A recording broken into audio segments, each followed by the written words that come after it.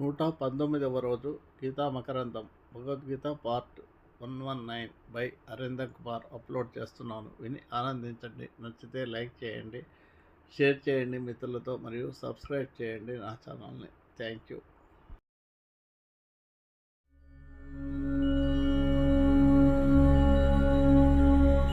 Lakkaraju Muralidhar Rao astro and remedies ఛానల్కు subscribe చేసుకోండి.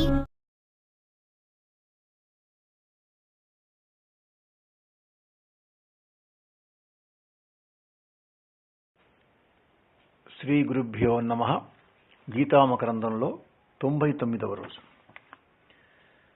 వ్యాసాయ విష్ణురూపాయ వ్యాసరూపాయ విష్ణవే నమో వై బ్రహ్మనిధయే వాసిష్ఠాయ నమో నమః.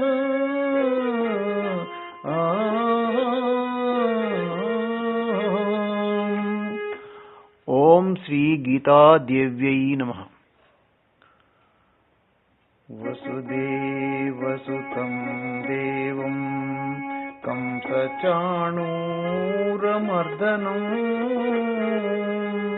దేవకీ పరమానందం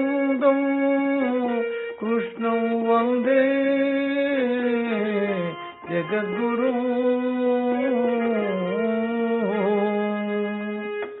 ఓం నమో భగవతే వాసుదేవాయ.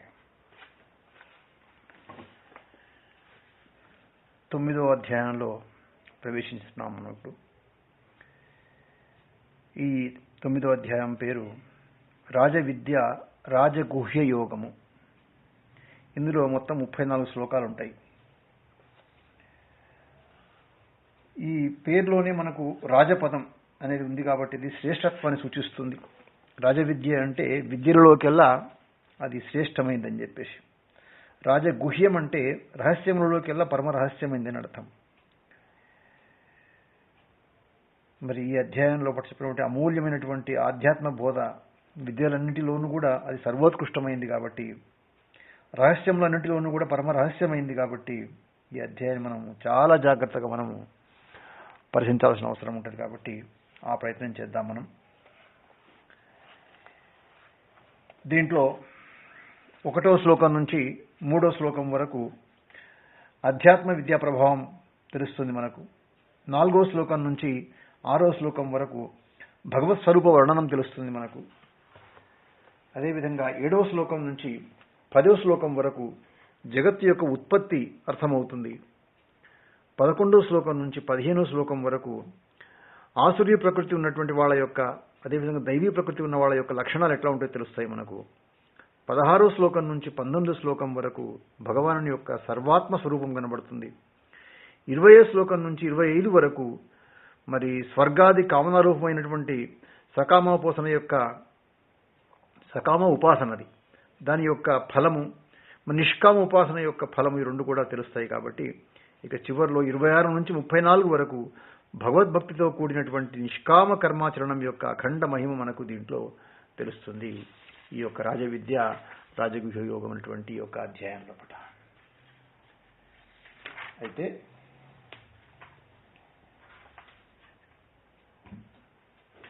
అర్జున, విజ్ఞానంతో కూడినటువంటి జ్ఞానాన్ని సంపూర్ణంగా నీకు బోధిస్తానయ్యా అంటూ ఇంతకుముందు 7వ అధ్యాయాన్ని ఆరంభించి జ్ఞాన విజ్ఞానాలను గురించి ప్రసంగించాడు గీతాచార్యుడు. అక్కడ ఈ విధమైన జ్ఞానాన్ని తెలుసుకున్నటువంటి తర్వాత తెలియదగింది మరొకటి ఉండదని కూడా భరోసా ఇచ్చాడు. అక్కడ శాస్త్ర జ్ఞానమును జ్ఞానమని, అనుభవ జ్ఞానాన్ని విజ్ఞానమని అర్థం చేసుకున్నాం మనం ఆ అధ్యాయాల వల్ల.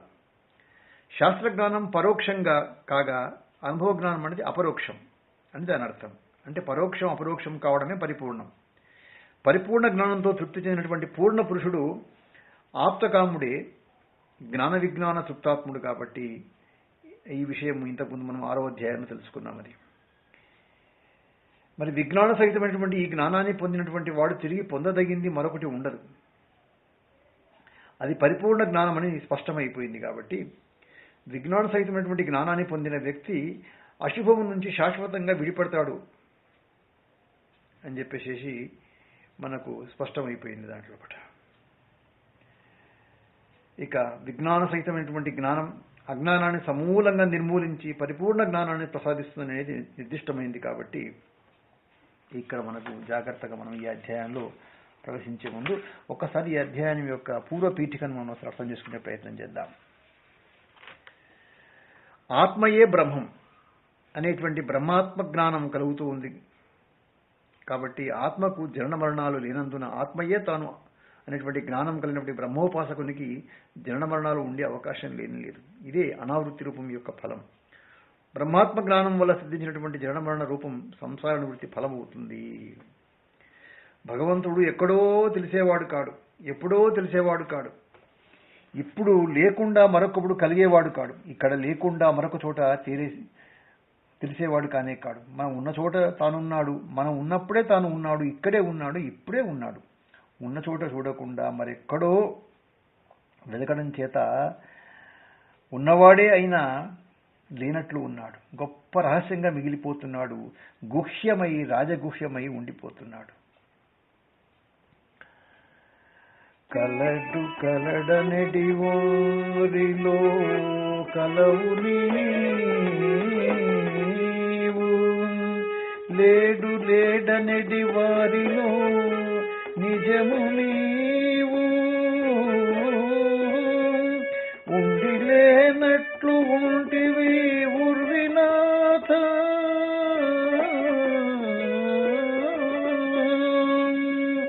నీ అడుగుల కడపడి చిన్ని కృష్ణ.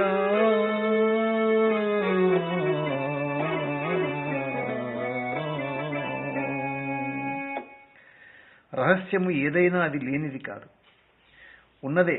ఉండి తెలియనిది ఏదైనా రహస్యమే. ప్రపంచంలో ఎన్నో రహస్యాలు ఉన్నాయి.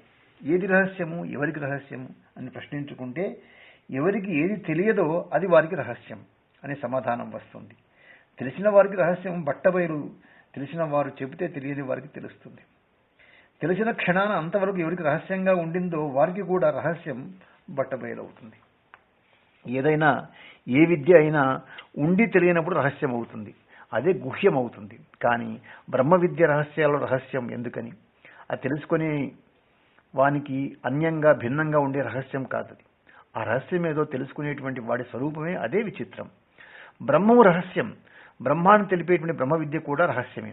ఆత్మయే బ్రహ్మము కాబట్టి ఆత్మే రహస్యం, ఆత్మ విద్య కూడా రహస్యమే. అందువల్ల ఆత్మ విద్య అనేది విద్యలలో రాజు వంటిది. అందుకే అది రాజవిద్య, విద్యానాం రాజా. అంతేకాదు రహస్యాలలోకెల్లా రహస్యం అది, రహస్యాలలో కూడా రాజు లాంటిది. గుహ్యానాం రాజా అన్నారు. ఇటు విద్యలలో వరిష్టమై ఉండటం చేత ఆత్మ విద్య రాజవిద్య అయింది. కాబట్టి రహస్యాలలో రహస్యం కావడం చేత రాజగుహ్యమైంది. ఇదే రాజవిద్య, రాజగుహ్య యోగం. స్వరూపంగానే ఉండి అర్థం కాకుండా ఉన్నదాన్ని అర్థమయ్యేలా చేసేటువంటి యోగము, మార్గము, విధానం, ఉపాయం అది. ఇది మనం జాగ్రత్తగా గుర్తుపెట్టుకోవాలి. ఒక వజ్రాల వ్యాపారి ఆయన యొక్క విలువైనటువంటి వజ్రాలు విదేశీయులకు అమ్మాలని చెప్పేసి ఆయన ప్రయాణం చేస్తున్నాడట. మరి ఆ చెన్నై నుంచి, చెన్నపట్టణం నుంచి రైల్లో ఢిల్లీ వెళుతున్నాడట. ఆ విషయం ఏదో విధంగా ఒక గజదొంగకు తెలిసిపోయింది. ఏ విధంగా అయినా సరే ఆ యొక్క వజ్రాలను కాజేయాలని నిశ్చయించుకున్నాడు ఆ గజదొంగ. కాబట్టి ఈ వర్తకుడు ఏ యొక్క రైలు లోపల ఏ బోగిలో ప్రయాణం చేస్తున్నాడో అది ముందే తెలుసు. కాబట్టి అదే బోగి లోపల తను కూడా రిజర్వేషన్ చేయించుకున్నాడు ఆయన ఢిల్లీకి. వజ్రాల వ్యాపారి రైలు ఎక్కి తన సీట్లో తాను కూర్చున్నాడు. ఈ దొంగ కూడా వర్తకుని వేషాన్ని ధరించి అదే పెట్టెలో ఎక్కిండట. అదృష్టవశాత్తు వజ్రాల వ్యాపారి పక్కనే తన సీటు కూడా ఏర్పాటైతట. దొంగ యొక్క అదృష్టం అటది. దొంగ ఎంతగానో సంతోషించాడు. ప్రయాణంలో ఇద్దరు కూడా సంభాషించుకున్నారు. జాతీయ వ్యాపారాలే కాక అంతర్జాతీయ వ్యాపారాల వ్యవహారాలు కూడా చర్చించుకున్నారు. తాను కూడా ప్రముఖ వ్యాపారి అని చెప్పేసి వజ్రాల వ్యాపారి నమ్మేటట్లు సంభాషణ తన ప్రవర్తన ద్వారా చూపించాడట గజదొంగ. సాయంత్రం 5 గంటలకు చెన్నై నుంచి రైలు బయలుదేరింది. రాత్రి 10 గంటల వరకు ఇరువురు కూడా మాట్లాడుకుంటూ పడుకున్నారట. వజ్రాల వ్యాపారి గుర్రు పెట్టి నిద్రపోయాడు.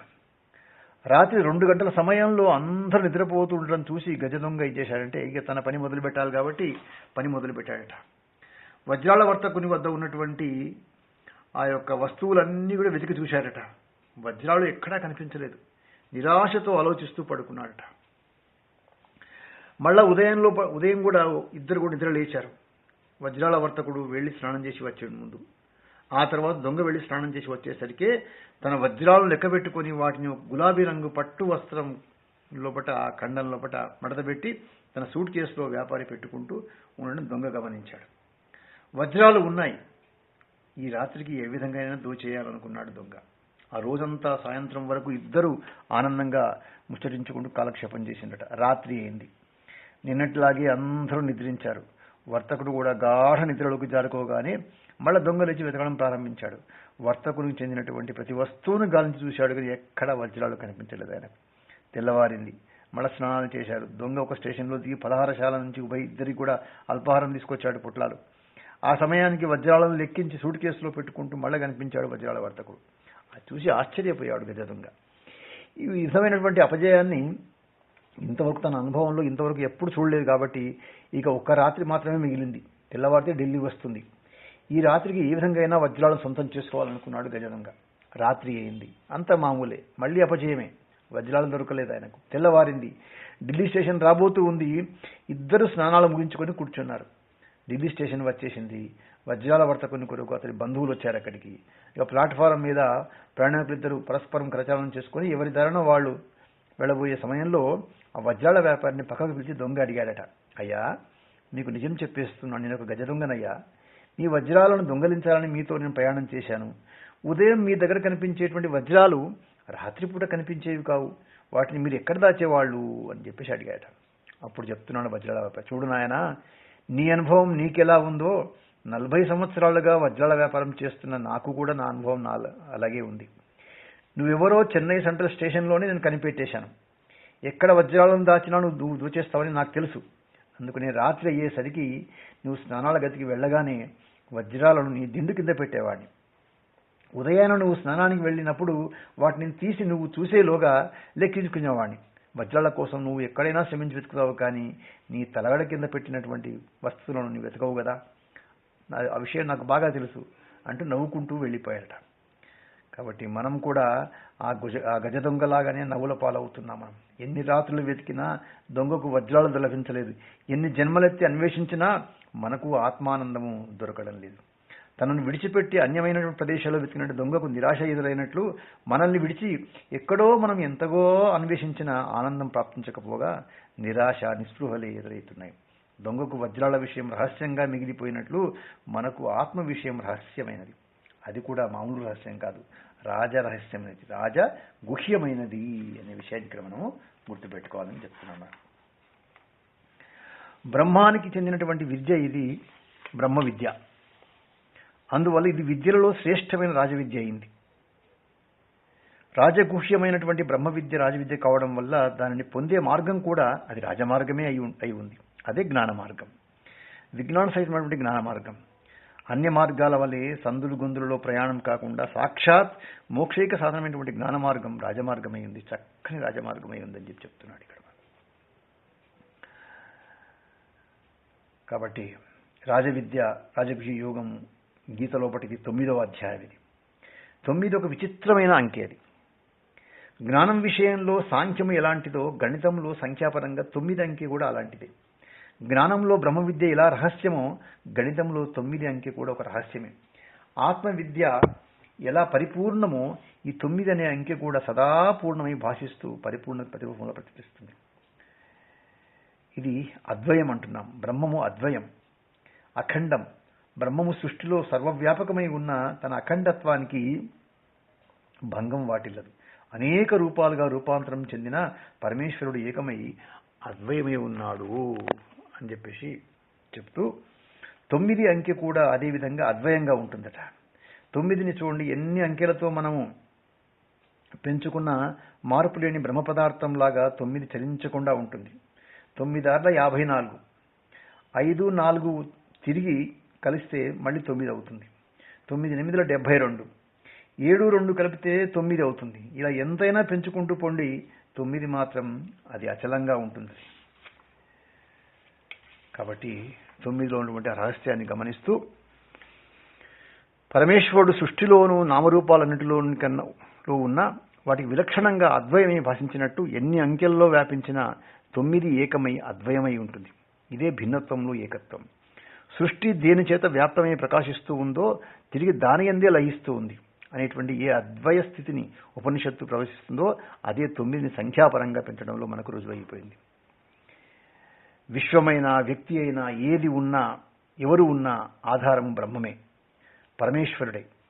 పరమేశ్వరుడు అనుకూలంగా ఉన్నంత వరకే మనం మనుగడ ఉంటుంది. ఆధారంతో విభేదించినప్పుడు దేనికి అస్తిత్వం ఉండదు. కేవలం ఆధారమే అస్తిత్వంతో భాషిస్తోంది అని మనకి ఇక్కడ విషయం అనేది తెలుస్తుంది. మనకి దీంట్లో ప్రధానంగా విశ్వమైన వ్యక్తి అయినా ఏది ఉన్నా ఎవరు ఉన్నా ఆధారం బ్రహ్మమే కాబట్టి పరమేశ్వరుడే. పరమేశ్వరుడు అనుకూలత ఉన్నంత వరకే మనకు మనుగడ ఉంటుంది.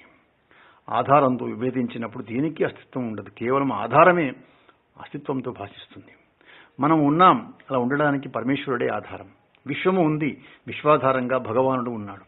రేపు వ్యక్తులు విశ్వము లేకపోయినా భగవానుడు దివ్యంగా శోభిస్తూ ఉంటాడు. సంఖ్యాపరంగా చూస్తే ఈ విధమైనటువంటి అస్తిత్వము 9 అంకెల్లో కూడా కనబడుతుంది మనకు. 5 అంకెతో 9 కలిస్తే 5 శోభిస్తుందే గాని క్షోభించదట, జీవిస్తుందే గాని నశించదటది. ఏ విధంగా అంటే 5 9తో కలిస్తే 14 అవుతుంది. 4 1 కలిసి 5గా ఉంటుంది.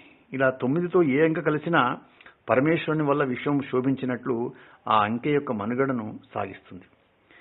మనం ఏ అంకెను కలిపినా ఇది ఇదే విధంగా ఉంటుంది. 7 9తో కలిస్తే 16 వస్తుంది. 6 1 కలిస్తే మళ్ళీ 7గానే ఉంటుంది.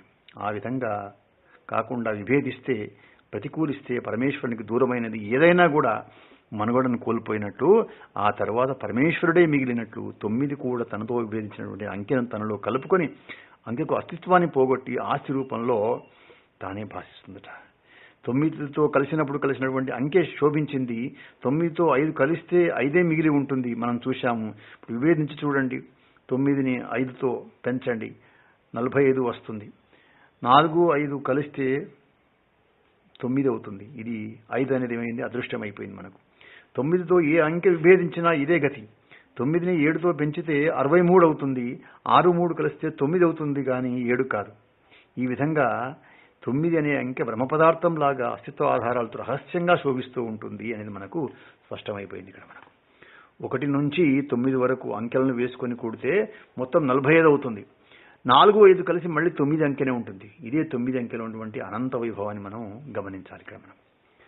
మరి పాంచభౌతికమైనటువంటి జగత్తు దూరమైనప్పుడు జడమైన వస్తురూపములన్నీ అదృశ్యమై అధిష్టానము, అద్వయము, సద్రూపము, మహత్తరమైనటువంటి పరబ్రహ్మం ఒకటే భాషిస్తూ ఉంటుంది అని చెప్పేసి ఉపనిషత్తు చెప్పింది. కాబట్టి 1 నుంచి 9 వరకు ఉన్నటువంటి అంకెలన్నింటినీ కలిపితే అంకెలన్నీ అదృశ్యమైపోయి 9 ఒక్కటే బ్రహ్మంలాగా మనకు శేషించి ఉంటుంది.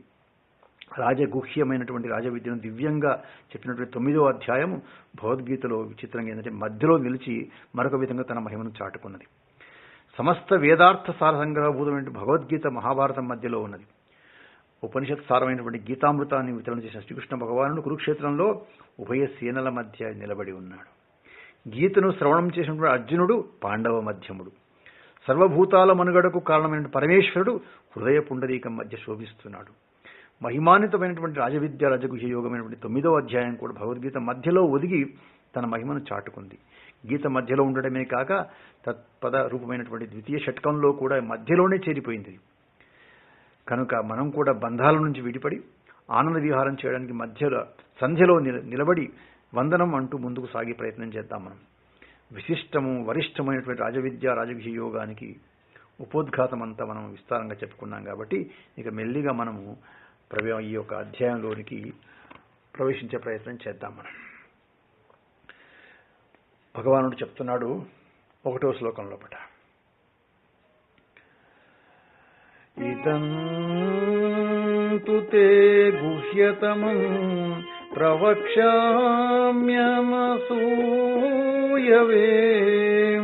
జ్ఞానం విజ్ఞాన సంహితం యజ్ఞత్వా మోక్షసే శుభా.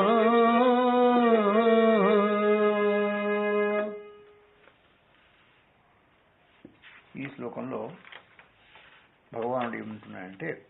అర్జున, నువ్వు అసూయ లేని వాడివయ్యా.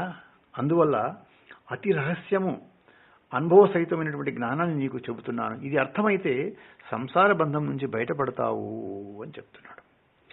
ఇదం అంటూ భగవంతుడి యొక్క 9వ అధ్యాయాన్ని ప్రారంభించాడు. ఇదం అంటే ఇది అని అర్థం. ఇది అనే పదాన్ని ఎప్పుడు ఉపయోగించినా, ఎక్కడ ఉపయోగించినా, ఎవరు ఉపయోగించినా అది సామీప్యాన్ని సూచిస్తుంది. ఏది దగ్గరగా ఉందో, కళ్ళ ముందు ప్రత్యక్షంగా ఉందని ఇది అని ప్రస్తావిస్తాం మనం. ప్రస్తుతం ఏ విషయాన్నైతే భగవంతుడు ప్రదర్శిస్తున్నాడో దాన్ని ఇదమని ప్రారంభించాడు కాబట్టి ఇది విషయ ప్రస్తావన. అంటే చెప్పేటువంటి విషయం బ్రహ్మజ్ఞానం కాబట్టి ఇక్కడ ఇదం అంటే బ్రహ్మజ్ఞానము అని మనం అర్థం చేసుకునే ప్రయత్నం చేద్దాం మనం. కాబట్టి ఈ మొదటి శ్లోకం లోపట ప్రధానంగా చెప్తున్న విషయం లోపట అర్జున నీ కోసం చెప్తున్నాను అంటున్నాడు భగవంతుడు ఇక్కడ. ఈ ఒక్క మాట అర్జునుని అర్హతకు అద్దం పడుతుంది. శిక్షణ యోగ్యుడైనటువంటి శిష్యునికే ఏ గురువైనా బోధిస్తాడు. అర్జునుడు అర్హుడు కాబట్టే పరమేశ్వరుడు బోధిస్తున్నాడు. బ్రహ్మజ్ఞానాన్ని అందుకోవడానికి అర్జునుడు అధికారి కావడం చేత గుహ్యతమైనటువంటి గీతా జ్ఞానాన్ని అనంతుడు అనుగ్రహిస్తున్నాడు. సర్వం శ్రీకృష్ణార్పణమస్తు.